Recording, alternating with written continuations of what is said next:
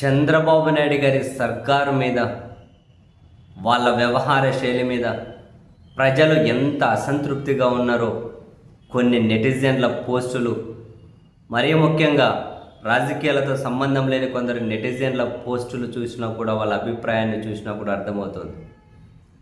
తాజాగా నిన్న వెలుగొండ సభలో చంద్రబాబు నాయుడు గారు, నేను అబద్ధం చెప్తానా, నేను మోసం చేస్తానా, మీ చంద్రన్న అలాంటి మనిషా, నేను చేసేదే చెప్తాను, చెప్పిందే చేస్తాను అని చాలా కాన్ఫిడెంట్గా మాట్లాడిన తర్వాత నెటిజన్లు అయితే, నిజమే దొరా, మీరు చెప్పినట్లే ప్రతి సంవత్సరం జాబ్ క్యాలెండర్ వస్తూ ఉంది, మీరు చెప్పినట్లే ప్రతి సంవత్సరం అంటే ప్రతి నెల నిరుద్యోగ భృతి వస్తూ ఉంది, వాలంటీర్లకు 10,000 గౌరవ వేతనం అందుతూ ఉంది, ఆడబిడ్డలకు ప్రతి నెల 15,000, సంవత్సరానికి 18,000, ఇప్పటికే 2 ఏళ్లలో ఒక్కొక్కరికి 36,000 కూడా అందినాయి.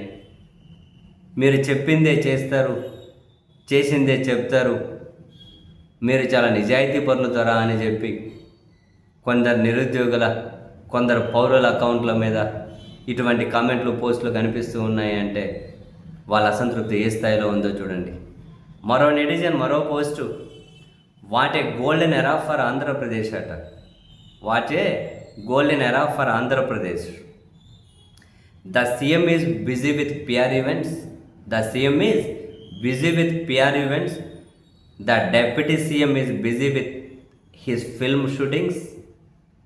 The de facto CM is busy with dinner, lunch meetings and traveling abroad to watch cricket matches.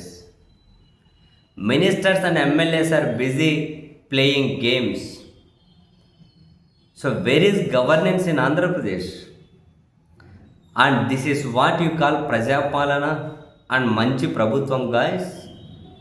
At this rate, Andhra Pradesh doesn't need administration, it needs an event manager అట. ఇటువంటి ఎన్నో పోస్టులు దర్శనమిస్తూ ఉన్నాయి. ప్రభుత్వం మీద, వాళ్ళ వ్యవహార శైలి మీద ప్రజల్లో పెరిగిపోతున్నటువంటి వ్యతిరేకతకు సంకేతాలు, బలమైన సాక్ష్యాలు.